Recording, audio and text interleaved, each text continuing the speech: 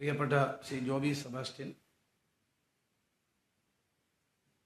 ജില്ലാ കോൺഗ്രസ് കമ്മിറ്റിയുടെ അധ്യക്ഷൻ ഡോക്ടർ സുരേഷ്, പ്രിയപ്പെട്ട രാഷ്ട്രീയകാര്യ സമിതി അംഗം Shri Joseph Vazhakkan, KPCC vice president Shri Tomy Kallani, UDF ജില്ലാ chairman Shri Filson Mathew, KPCC general secretary Shri Philip Joseph, പത്രമാധ്യമ സുഹൃത്തുക്കളെ, സഹപ്രവർത്തകർ, കോട്ടയം പ്രസ് ക്ലബിൽ ഇങ്ങനെയൊരു പരിപാടിക്ക് എന്നെ ക്ഷണിച്ചതിന് ഞാൻ നന്ദി രേഖപ്പെടുത്തുകയാണ്. എനിക്ക് ഏറ്റവും വൈകാരികമായ ബന്ധമുള്ള ഒരു സ്ഥലമാണ് കോട്ടയം പ്രസ് ക്ലബ്ബ്. തീർച്ചയായിട്ടും ഏതൊരവസരം ഇവിടെ വരുമ്പോഴും അത് ഗൃഹാതുരത്വം നിറഞ്ഞ ഒന്നാണ് ഞാൻ കണക്കാക്കുന്നത്. ഈ പഞ്ചായത്ത് തെരഞ്ഞെടുപ്പുമായി ബന്ധപ്പെട്ട തെരഞ്ഞെടുപ്പ് പ്രചരണത്തിനിടയിൽ ഇങ്ങനെയൊരു മീറ്റ് ദ പ്രസ് പരിപാടി സംഘടിപ്പിച്ച പ്രസ് ക്ലബിനോട് പ്രത്യേകം നന്ദി രേഖപ്പെടുത്തുകയാണ്. ഇന്ന് കേരളത്തിൽ UDFന് അനുകൂലമായ ഒരു രാഷ്ട്രീയ തരംഗം രൂപപ്പെട്ടു വരികയാണ്. UDFന് എല്ലാ ജില്ലകളിലും പ്രചരണ പരിപാടിയുമായി പോയപ്പോൾ എനിക്ക് കാണാൻ കഴിയുന്നത് ജനങ്ങൾ ഒരു മാറ്റം ആഗ്രഹിക്കുന്നു എന്നുള്ളതാണ്. ഒരു രാഷ്ട്രീയ മാറ്റത്തിൻ്റെ കാറ്റ് കേരളത്തിൽ വീശുകയാണ്. 10 വർഷക്കാലം അധികാരത്തിലിരിക്കുന്ന ഇടതുപക്ഷ ജനാധിപത്യ മുന്നണി സർക്കാരിനെതിരായ ശക്തമായ ജനവികാരം പ്രകടമാണ്. അപ്പോൾ ഈ ഗവൺമെൻറ്റിനെതിരായിട്ടുള്ള ജനവികാരത്തിൻ്റെ അലയടികളാണ് ഈ പഞ്ചായത്ത് തെരഞ്ഞെടുപ്പിൽ നമുക്ക് ദൃശ്യമാകുന്നത്. തികച്ചും ഒരു രാഷ്ട്രീയ പോരാട്ടമായി പഞ്ചായത്ത് തെരഞ്ഞെടുപ്പ് മാറുകയാണ്.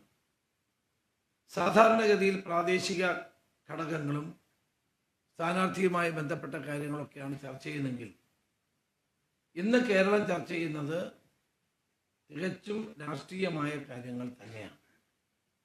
അപ്പം രാഷ്ട്രീയമായ ഒരു പോരാട്ടം ഈ തദ്ദേശ സ്വയംഭരണ സ്ഥാപനങ്ങളിൽ നടക്കുന്നത് കൊണ്ട് തന്നെ UDFന് വളരെ അനുകൂലമായിട്ട് ഉരുത്തിരിഞ്ഞു വരുന്നു ഞങ്ങളുടെ വിലയിരുത്തൽ. 2010 ഞാൻ KPCC പ്രസിഡന്റ് ആയിരുന്നപ്പോഴാണ് UDFന് ഏറ്റവും മികച്ച വിജയം, ചരിത്രത്തിലെ ഏറ്റവും വലിയ മികച്ച വിജയം ഉണ്ടായത്. 2010 70% പഞ്ചായത്ത് സ്ഥാപനങ്ങൾ അന്ന് UDF നേടുകയുണ്ടായി. അതിൻ്റെ ഒരു തനിയാവർത്തനമായിരിക്കും ഇത്തവണ ഉണ്ടാകുന്നത്.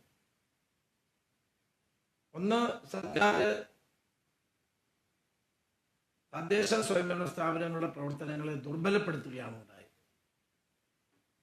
10 വർഷത്തെ ഭരണത്തിനിടയിൽ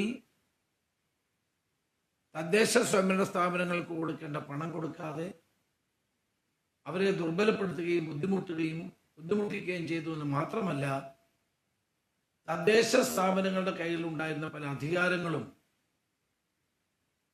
ഗവൺമെന്റ് തന്നെ കവർന്നെടുക്കുകയുണ്ടായി.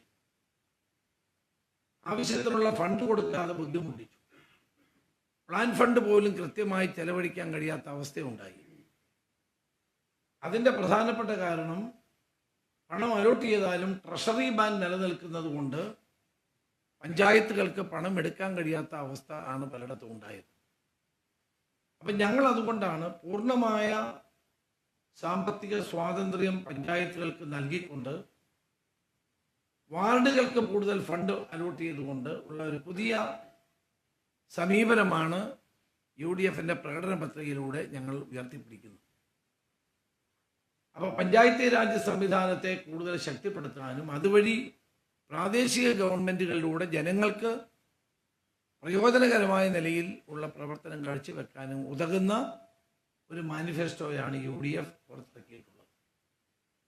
സമീപകാലത്ത് നടന്ന ശബരിമല കൊള്ള ഉൾപ്പെടെ അഴിമതിയും സ്വജനപക്ഷപാതവും കൊള്ളയുമാണ് ഈ സർക്കാരിൻ്റെ മുഖമുദ്ര. നമുക്കറിയാം, ശബരിമലയിൽ നടന്ന സ്വർണ്ണക്കൊള്ള സമാനതകളില്ലാത്തതാണ്. ലോകത്തെ ഏറ്റവും വലിയ ആരാധനാ കേന്ദ്രങ്ങളൊന്നായ ശബരിമലയിൽ ഇത്രയും വലിയ സ്വർണ്ണക്കൊള്ള നടന്നിട്ടും അതിന് ഉത്തരവാദികളായ CPM നേതാക്കന്മാർ ജയിലിൽ പോയിട്ടും മുഖ്യമന്ത്രി ഒരു അക്ഷരം ഇതിനെപ്പറ്റി സംസാരിച്ചിട്ടില്ല. മുഖ്യമന്ത്രിയുടെ മൗനം തന്നെ ദുരൂഹമാണ്. CPM-ന്റെ വളരെ സീനിയറായ 2 നേതാക്കന്മാരാണ് ഇപ്പോൾ ജയിലിൽ കഴിയുന്നത്. ദേവസ്വം ബോർഡ് പ്രസിഡന്റായിരുന്ന വാസു, അതുപോലെ തന്നെ മുൻ MLA-യും ദേവസ്വം ബോർഡ് പ്രസിഡന്റുമായിരുന്ന പത്മകുമാർ. ഉദ്യോഗസ്ഥന്മാരൊക്കെ CPM-മായി ബന്ധമുള്ള ആളുകൾ തന്നെയാണ്. വളരെ സീനിയറായിട്ടുള്ള 2 പ്രധാന നേതാക്കന്മാർ ജയിലിൽ കഴിയുകയാണ്. അവരുടെ റിമാൻഡ് കാലാവധി നീട്ടിക്കൊടുത്തുകൊണ്ടിരിക്കുകയാണ്. പുതിയതായി അവരുടെ കേസുകൾ വീണ്ടും അവരുടെ പങ്കാളിത്തം ഉറപ്പുവരുത്തത്തക്ക നിലയിലുള്ള നടപടികൾ കോടതി തന്നെ സ്വീകരിക്കുകയാണ്. ചരിത്രത്തിൽ ഒരിക്കലും ഉണ്ടാകാത്ത ഇത്രയും വലിയ കൊള്ള നടത്തിയിട്ടും എന്തുകൊണ്ടാണ് CPM ഈ നേതാക്കന്മാരുടെ പേരിൽ ഒരു നടപടി? ഇന്നലെ തിരുവനന്തപുരം പ്രസ് ക്ലബിന്റെ മീറ്റ് ദ പ്രസ് പരിപാടിയിൽ ഞാനൊരു കാര്യം പറഞ്ഞു. ഞാൻ പറഞ്ഞു, ഇത് ഒരു സ്വർണ്ണക്കള്ളക്കടത്ത് മാത്രമല്ല, ഇത് അന്താരാഷ്ട്ര മാനങ്ങളുള്ള വലിയ ഒരു തട്ടിപ്പാണ്. ബഹുമാനപ്പെട്ട കോടതി തന്നെ നൊട്ടോറിയസ് ആന്റിക് സ്മഗ്ലറായ സുഭാഷ് കപൂറിന് ഇതുമായി ബന്ധമുണ്ടെന്ന് പറയുന്നു. സുഭാഷ് കപൂർ ദേശീയ അന്തർദേശീയ തലങ്ങളിൽ ആന്റിക്സ് കച്ചവടം നടത്തുന്ന ഒരു സ്മഗ്ലറാണ്. കച്ചവടം അല്ല, സ്മഗിൾ ചെയ്യുന്ന ആളാണ്. അപ്പം സുഭാഷ് കപൂറുമായി ഇതിന് ബന്ധമുണ്ട് എന്ന് പറയും. ഗോവർദ്ധൻ എന്ന കേരളത്തിന് പുറത്തുള്ള ജ്വല്ലറി ഉടമയുമായി ഇതിന് ബന്ധമുണ്ടെന്ന് പറയും. ഞാൻ ഇന്ന് SITക്ക് ഒരു കത്ത് കൊടുക്കാൻ പോവാണ്. SITക്കുള്ള എൻ്റെ കത്തിൽ പ്രധാനമായി പറയാനുള്ളത്, ഈ മോഷ്ടിച്ച സ്വർണം ആന്റിക്സായി അന്തർദേശീയ മാർക്കറ്റിൽ വിറ്റു എന്നുള്ളതിൻ്റെ ചില അറിവുകൾ എൻ്റെ കയ്യിലുണ്ട്. എൻ്റെ കയ്യിൽ തെളിവുകളില്ല, പക്ഷെ എന്നോട് പറഞ്ഞ ആള് പറയുന്നത് അത് വിശ്വാസയോഗ്യമാണെങ്കിൽ 500 കോടിയിലധികം രൂപയുടെ ഒരു വലിയ അഴിമതിയാണ് ഇതിലൂടെ നടന്നിട്ടുള്ളത്. SITക്ക് ഞാൻ കത്ത് കൊടുക്കുന്നതിൻ്റെ ഇന്ന് കത്ത് കൊടുക്കുന്നു. കത്ത് കൊടുക്കുന്നതിൻ്റെ കാരണം ഇത് ഈ പറയുന്ന കാര്യത്തെപ്പറ്റി വിശദമായൊരു അന്വേഷണം വേണം. ബഹുമാനപ്പെട്ട ഹൈക്കോടതി തന്നെ അന്താരാഷ്ട്ര ആന്റിക് സ്മഗ്ലറായിട്ടുള്ള സുഭാഷ് കപൂറിന്റെ ബന്ധത്തെപ്പറ്റി ചോദിച്ചതും എനിക്ക് കിട്ടിയ ഇൻഫർമേഷൻ തമ്മിൽ ഏകദേശം പൊരുത്തപ്പെട്ടു പോകുന്നതാണ്. അത് ഇവിടെ നിന്ന് ലഭിച്ചിട്ടുള്ള ഇവിടെ നിന്ന് അടിച്ചു മാറ്റിയ ഈ സ്വർണം ആന്റിക്സായി അന്തർദേശീയ മാർക്കറ്റിൽ വിറ്റാൽ 500 കോടി രൂപയിലധികം അത് കിട്ടും. അപ്പം ഇതിനകത്ത് ഉന്നതന്മാരായ ആളുകൾ ഇന്ന് കോടതി ഇന്നലെയും ചോദിച്ചു, ഒരു ഉണ്ണികൃഷ്ണൻ പോറ്റി മാത്രം വിചാരിച്ചാൽ ഇത് ശബരിമലയിൽ അടിച്ചു മാറ്റാൻ കഴിയുമോ? കഴിയില്ലെന്ന് എല്ലാവർക്കും അറിയാം. അപ്പൊ അതിന്റെ പിന്നിൽ വൻ ശക്തികളുണ്ട്, വൻ സ്രാവുകളുണ്ട്. അത് കണ്ടെത്താൻ ഇന്നലെ കോടതി തന്നെ പറഞ്ഞു അത് കണ്ടെത്തേണ്ടിയിരിക്കുന്നു. അതിനിടയിലാണ് ഞാൻ ഈ കത്ത് കൊടുക്കുക. എനിക്ക് കിട്ടിയ ഇൻഫർമേഷൻ, ഒരു പൊതുപ്രവർത്തകൻ എന്ന നിലയിൽ എൻ്റെ കയ്യിൽ ലഭിച്ചിട്ടുള്ള ഇൻഫർമേഷൻ ഞാനത് SITയുടെ മുമ്പിൽ ഇന്ന് കൊടുക്കുകയാണ്. SIT അത് അന്വേഷിക്കണമെന്നാണ് എൻ്റെ അഭിപ്രായം. അപ്പോൾ ഇത് വെറും ഒരു സ്വർണ്ണക്കൊള്ള മാത്രമല്ല, അതിനപ്പുറം അന്തർദേശീയ ഇന്റർനാഷണൽ റാമിഫിക്കേഷൻസ് ഉള്ള ഒരു വലിയ ആന്റിക് സ്മഗ്ലിംഗ് കൂടി ഇതിൻ്റെ പിന്നിലുണ്ട് എന്ന് ഞാൻ ഉറച്ച് വിശ്വസിക്കുകയാണ്. പക്ഷെ എൻ്റെ കയ്യിൽ പൂർണ്ണമായ തെളിവുകളില്ലാത്തത് കൊണ്ട് ഞാനത് കോടതി SITയുടെ മുമ്പിൽ കൊടുക്കുകയാണ്. SIT അന്വേഷിക്കട്ടെ. എനിക്ക് വിവരം തന്ന ആള് SITയോട് പറയാൻ തയ്യാറാണ്. അതിൻ്റെ പേര് മാധ്യമങ്ങളുടെ മുമ്പിൽ പറയരുതെന്നാണ് എന്നോട്. SIT ചോദിച്ചാൽ അദ്ദേഹം പറയും എന്നാണ് പറഞ്ഞിട്ടുള്ളത്. അപ്പൊ അതുകൊണ്ട് SITയോട് എനിക്ക് അഭ്യർത്ഥിക്കാനുള്ളത്, നിങ്ങൾ ഇതിന് ഉള്ള ഇന്റർനാഷണൽ ആയിട്ടുള്ള ആന്റിക്സ് സ്മഗ്ലിങ്ങുമായി ഇതിന് ബന്ധമുണ്ട് എന്ന വിവരം എനിക്ക് ലഭിച്ചിരിക്കുന്നു. തെളിവുകളില്ലാത്തത് കൊണ്ട് ഞാനത് പത്രമാധ്യമങ്ങളോട് പറയുന്നില്ല. പക്ഷെ എന്നോട് പറഞ്ഞ ആള് ഈ വസ്തുതകൾ SITയോട് പറയാൻ തയ്യാറാണ്. ഇത് കേരളം കണ്ട ഏറ്റവും വലിയ ആന്റിക് സ്മഗ്ലിംഗ് ആണ്. ആന്റിക്സ് പുരാവസ്തുക്കൾക്ക് അന്തർദേശീയ മാർക്കറ്റിൽ വലിയ തോതിലുള്ള സാമ്പത്തിക മൂല്യമുള്ളതാണ്. ആ മൂല്യം കണക്കാക്കാൻ കഴിയാത്തതാണ് പലപ്പോഴും. അപ്പൊ അതുകൊണ്ട് ഇതിന്റെ പിന്നിൽ വലിയ മാഫിയകൾ പ്രവർത്തിക്കുകയാണ്. അന്തർദേശീയ തലത്തിലുള്ള മാഫിയകൾ ഇതിന്റെ പിന്നിൽ പ്രവർത്തിക്കുന്നു. സുഭാഷ് കപൂറിനെ പോലുള്ള ആളുകളുണ്ടോ എന്ന് കോടതി ചോദിച്ചപ്പോൾ അതെത്ര ശരിയാണ് എന്ന് ഇപ്പോൾ വന്നിരിക്കുന്നു. അതുകൊണ്ട് SIT-യുടെ അന്വേഷണം ആ നിലയിലൂടെ മുന്നോട്ട് പോകണം. എന്നാൽ വൻ സ്രാവുകൾ പിടിക്കപ്പെടും എന്ന കാര്യത്തിൽ സംശയമില്ല. ഇത് ഇവിടെ അവസാനിക്കാൻ പോകുന്നില്ല. ഇതുമായി ബന്ധപ്പെട്ട ധാരാളം പുതിയ വസ്തുതകൾ വെളിച്ചത്ത് വരും എന്ന് തന്നെയാണ് എൻ്റെ വിശ്വാസം. ഗവൺമെന്റിനെ സംബന്ധിച്ചിടത്തോളം ഗവൺമെന്റ് ഈ പദ്ധതികളെ സംരക്ഷിക്കാൻ ശ്രമിക്കുകയാണ്. ഗവൺമെന്റ് വാസുവിനെയും പത്മകുമാറിനെയും സംരക്ഷിക്കാൻ ശ്രമിക്കുന്നു. അവരുടെ കഴിവുകൾ മുഴുവൻ പ്രയോഗിക്കുന്നുണ്ട്.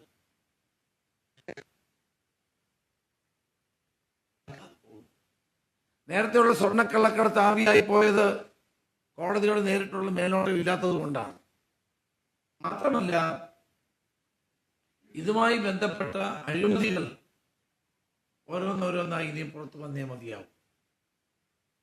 അത് പുറത്തു വരും എന്നുള്ള പൂർണ്ണ വിശ്വാസമാണ് എനിക്കുള്ളത്. ഇത്രയും ദിവസമായിട്ടും എന്തുകൊണ്ടാണ് 2 പ്രധാനപ്പെട്ട CPM നേതാക്കന്മാർ ജയിലിലായിട്ടും അവരുടെ പേരിൽ പാർട്ടി നടപടിയെടുക്കാത്തത്? പാർട്ടി എന്തുകൊണ്ട് അവരുടെ പേരിൽ അച്ചടക്ക നടപടി സ്വീകരിക്കാത്തത്? അപ്പോൾ പാർട്ടി അറിഞ്ഞ് നടത്തിയ ഒരു കൊള്ളയാണോ ഇത്? ആളുകൾ ന്യായമായി സംശയിക്കില്ലേ? അവിടെ ശബരിമലയുടെ പവിത്രത തകർക്കാനും കോടാനുകോടി വരുന്ന ഭക്തജനങ്ങളുടെ ഹൃദയവികാരങ്ങളെ മുറിപ്പെടുത്താനും നടത്തിയ ഈ സംഭവത്തെ ലാഘവത്തോടെ കാണാൻ സാധ്യമല്ല. ജനങ്ങൾക്ക് കൂടുതൽ വിവരങ്ങൾ അറിയേണ്ടിയിരിക്കുന്നു. യഥാർത്ഥ കുറ്റവാളികളിലേക്ക് അന്വേഷണം പോകേണ്ടിയിരിക്കുന്നു. മന്ത്രിമാരടക്കമുള്ളവരെ ചോദ്യം ചെയ്യൽ ഉൾപ്പെടെയുള്ള നടപടികൾ ഉണ്ടാകേണ്ടിയിരിക്കുന്നു. എന്നാൽ മാത്രമേ സത്യം പുറത്തു വരികയുള്ളൂ. ഇനിയുള്ള ദിവസങ്ങളിൽ അതുണ്ടാകും എന്ന് തന്നെയാണ് ഞാൻ പ്രതീക്ഷിക്കുന്നത്.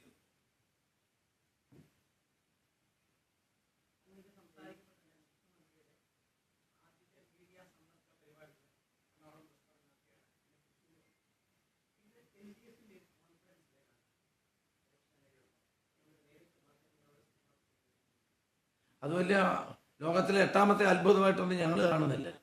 മുഖ്യമന്ത്രി എല്ലാവരും പത്രക്കാരെ കാണാറില്ല, സംസാരിക്കാറില്ല. ഇപ്പൊ അദ്ദേഹം കനിഞ്ഞു തന്ന അവസരം നിങ്ങൾ വിനിയോഗിക്കുക.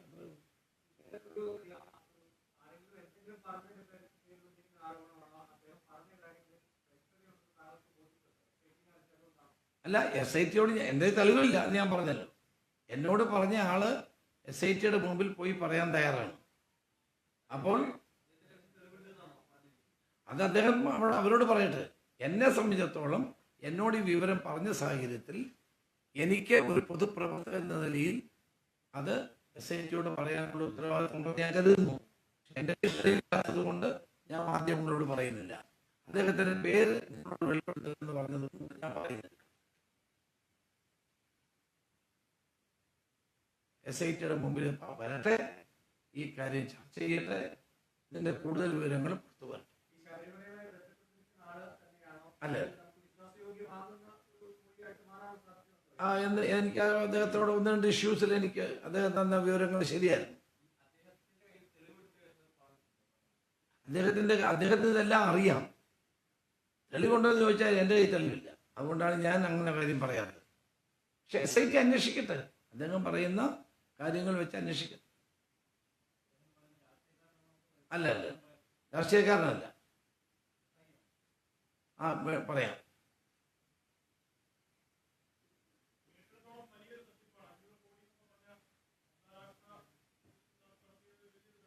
അതെ, ബഹുമാനപ്പെട്ട കോടതി തന്നെ പറഞ്ഞല്ലോ, സുഭാഷ് കപൂർ എന്ന് പറയുന്ന നൊട്ടോറിയസ് ആന്റി സ്മഗ്ലർ ഇതിന്റെ പിന്നിലുണ്ടോ എന്ന് സംശയിക്കുന്നതായി കോടതി തന്നെ പറഞ്ഞു. അപ്പൊ ഇതിന് വലിയ അതാ ഞാൻ പറഞ്ഞത്, ഇതിന് വലിയ മാനമുണ്ട്. ഇത് ഉന്നതങ്ങളിൽ അറിഞ്ഞു നടന്ന വലിയൊരു തട്ടിപ്പാണ്. വേറൊരു സ്വർണം അവിടുന്ന് അടിച്ചുകൊണ്ട് പോയെന്നുള്ളതല്ല, അതിനപ്പുറം ഇതിന് മാനമുണ്ട്.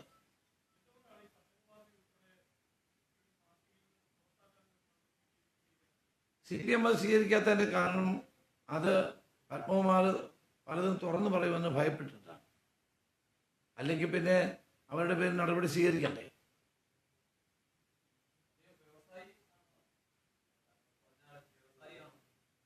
ആ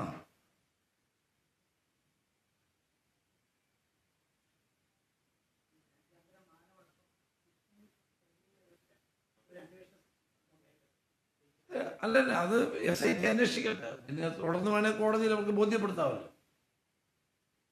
കോടതി മേൽനോട്ടത്തിൽ നടക്കുന്ന ഒരു അന്വേഷണമാണ്. ആ അന്വേഷണത്തിൽ ഇതെല്ലാം വരട്ടെ.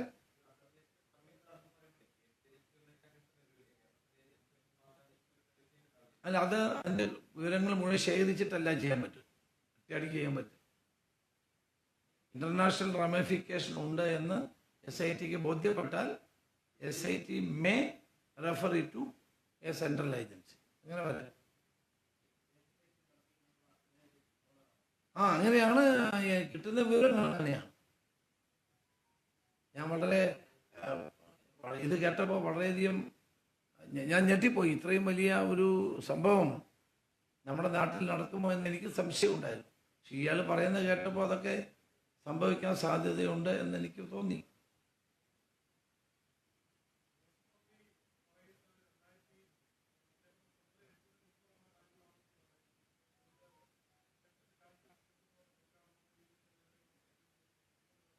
ഇതിനകത്ത് വാസവനും പങ്കുണ്ട്, കടകംപള്ളി സുരേന്ദ്രനും പങ്കുണ്ട്. ഇവരുടെ പങ്കിൽ നിന്ന് ഒഴിഞ്ഞു മാറാൻ പറ്റില്ല. അതുകൊണ്ടാണ് വാസവന്റെ രാജി ഞങ്ങൾ ആവശ്യപ്പെട്ടത്. അതിൽ ഞങ്ങൾ ഉറച്ചു നിൽക്കുന്നു.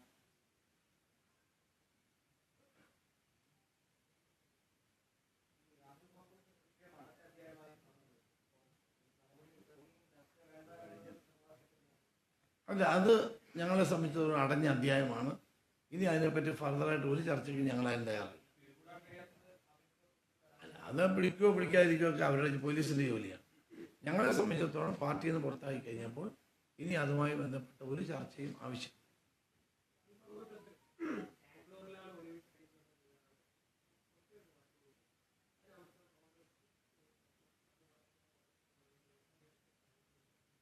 അതെല്ലാം പോലീസ് കണ്ടെത്തട്ടെ. അപ്പം ആരാ സഹായിച്ചെന്നുള്ള പോലീസ് കണ്ടെത്തട്ടെ.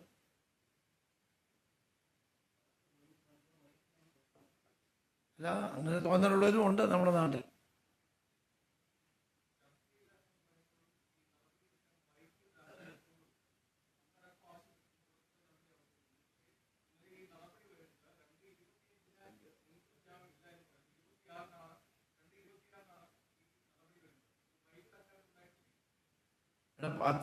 അഞ്ച് 8 വർഷമായിട്ട് MLA-മാരായിരിക്കുന്നുണ്ട്. അവരുടെ പേര് നടപടിയില്ല അല്ലേ? അതിപ്പോഴും അവരുടെ പാർലമെന്റ് സീറ്റ് കൂടെ കൊടുക്കുക പാരിതോഷികമായിട്ട്. അതിനാർക്കും വൈകലില്ലേ? മണിക്കൂറുകൾ വൈകിയാൽ ഇവിടെ പ്രശ്നമാണ്.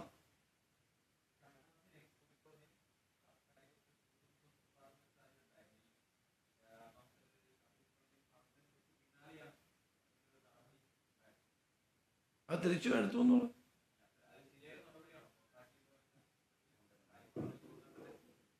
അത് പുറത്താക്കിയവർ തന്നെ തിരിച്ചെടുത്തില്ലേ, പിന്നെന്താ പ്രശ്നം?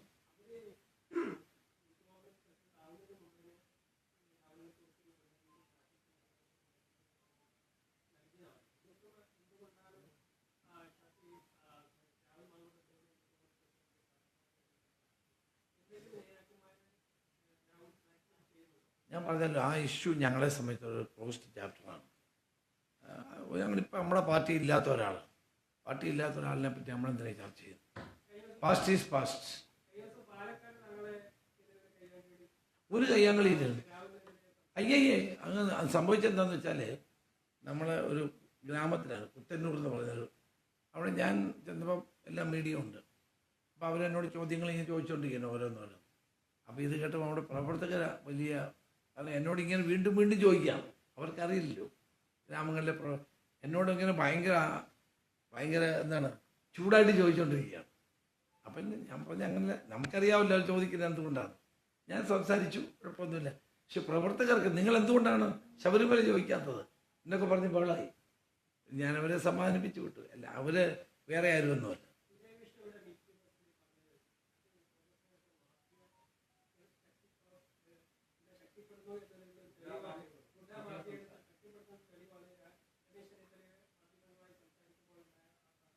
ആര് പറഞ്ഞു? പുള്ളി അറിയാതെ പറയുന്നതല്ലേ, അങ്ങനൊരു സംഭവമല്ല. അവിടെ ഇതാണ് സംഭവിച്ചത്. സ്വാഭാവികമായിട്ട് എന്നോട് ഇങ്ങനെ അറ്റാക്ക് ചെയ്യുന്ന മറ്റ് സംസാരിക്കുമ്പോൾ പ്രവർത്തകർ വായിക്കുന്നത് അവർക്ക് അറിയാത്തത് കൊണ്ട് അവരിങ്ങനെ, നിങ്ങളെന്താ ശബരിമല ചോദിക്കാത്തത്, നിങ്ങളെന്താ സ്വർണ്ണക്കള്ളക്കടത്ത് ചോദിക്കാത്തത്, ഇതൊക്കെ അവർ തിരിച്ചു പ്രവർത്തകരിങ്ങനെ കൂടി നിൽക്കുകയാണല്ലോ. ഇങ്ങനെ പ്രസ് ക്ലബിലല്ലല്ലോ സംസാരം. അങ്ങനെ ഉണ്ടായത്. ഞാൻ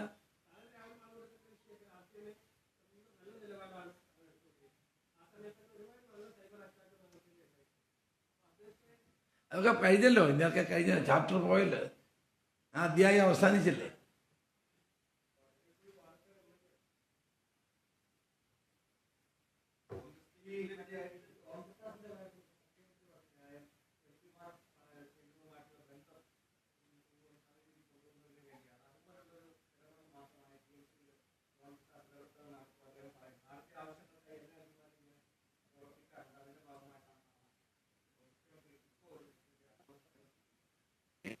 അതിനകത്ത് വ്യത്യാസമുണ്ട്. എം പിമാർ പാർലമെന്റിൽ ഇടപെടുകയും അല്ലെങ്കിൽ അവർ ഏതെങ്കിലും കേരളത്തിൻ്റെ ആവശ്യം ഉന്നയിക്കുകയും ചെയ്യുന്നതിനകത്ത് ഒരു തെറ്റുമില്ല. പക്ഷേ മന്ത്രി പറഞ്ഞതെന്താ, PM-ശ്രീ പദ്ധതിയിൽ ബഹുമാനപ്പെട്ട ഒരു പാർലമെന്റ് അംഗം ജോൺ ബ്രിട്ടാസ് പാലമായി പ്രവർത്തിച്ചെന്നാണ്. പാലമായി പ്രവർത്തിക്കുന്നതും ഇടപെടലും തമ്മിൽ വ്യത്യാസമുണ്ട്. അപ്പോൾ പുള്ളി ഒരു ദല്ലാളായിട്ട് പ്രവർത്തിച്ചു. മലയാളത്തിൽ പറഞ്ഞാൽ ദല്ലാളാണ്. BJP-യുടെയും CPM-നും തമ്മിലുള്ള ഇടപാടുകളുടെ ദല്ലാളാണ് ജോൺ ബ്രിട്ടാസ്. അതാണ് സത്യം. അല്ലാണ്ട് ഇപ്പോൾ പാർലമെന്റ് മെമ്പർമാർ കേരളത്തിന്റെ ആവശ്യങ്ങൾക്ക് വേണ്ടി കേന്ദ്രമന്ത്രിമാരെ ഞങ്ങൾ കൂട്ടായി പണ്ട് കാണാറുണ്ട്, ഇപ്പോഴും കാണാറുണ്ട്, ഒറ്റയ്ക്കും കാണാറുണ്ട്. അതും ഇതും തമ്മിൽ വലിയ വ്യത്യാസമുണ്ട്. സ്വർണ്ണക്കള്ളക്കടത്ത് കേസ് ആവിയായി പോയതും എക്സാലോജിക്കിന്റെ കേസ് ആവിയായി പോയതും അതോടൊപ്പം തന്നെ കേരളത്തിലെ മുഖ്യമന്ത്രിക്കെതിരായിട്ടുള്ള നിരവധി ED പെറ്റീഷൻസ് ഒക്കെ ആവിയായി പോകുന്നതുമൊക്കെ ഈ ഇടപാട് കൊണ്ടാണ്. അതുകൊണ്ടാണ് മുഖ്യമന്ത്രി അദ്ദേഹത്തിന് വേറെ എത്ര കേരളത്തിൽ ഇത് മുഖ്യമന്ത്രി ഞാൻ ആ ബിനോയ് വിശ്വത്തെ ഒന്ന് ബോധ്യപ്പെടുത്തിയാൽ മതി.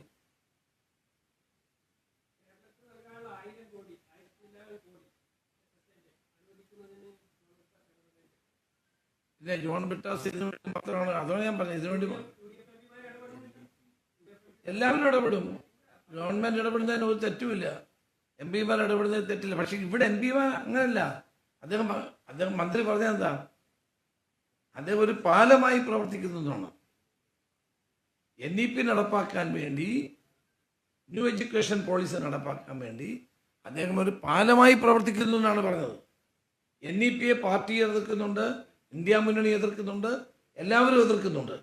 അങ്ങനെ എതിർക്കുന്ന സാഹചര്യത്തിൽ ജോൺ ബ്രിട്ടാസിനെ പോലെയുള്ള ഒരു രാജ്യസഭാ മെമ്പർ ഒരു പാലമായിട്ട് ഇതിനു വേണ്ടി PM-ശ്രീ പദ്ധതിക്ക് വേണ്ടി ഒക്കെ പ്രവർത്തിക്കുന്നത് എന്താണ് എന്ന് എല്ലാവർക്കും ബോധ്യപ്പെടും. അവിടെയാണ് CPM-ഉം BJP-യും തമ്മിലുള്ള അന്തർധാര വ്യക്തമാക്കുന്നത്. ഇവിടെ പ്രേമചന്ദ്രൻ ഒരു ഭക്ഷണം കഴിക്കാൻ വേണ്ടി പ്രേമചന്ദ്രനെ പാർലമെന്റ് പ്രധാനമന്ത്രി വിളിച്ചതിന് ഇവിടെ എന്തൊരു പുകിലായിരുന്നു. പണ്ട് സിബിർ ബേബി ജോൺ ലേബർ മിനിസ്റ്റർ ആയിരുന്നപ്പം അദ്ദേഹം ഗുജറാത്ത് സന്ദർശിച്ചു, അവിടുത്തെ മന്ത്രിയെ കണ്ടു, എന്തൊരു ബഹളമായിരുന്നു. അപ്പോൾ യഥാർത്ഥത്തിൽ കേരളത്തിൽ നടക്കുന്നത് BJP-യും CPM-ഉം തമ്മിലുള്ള അന്തർധാരയാണ്. അതിൻ്റെ വ്യക്തമായ തെളിവാണ് മന്ത്രി രാജ്യസഭയിൽ ഈ പ്രസ്താവന നടത്തിയത്.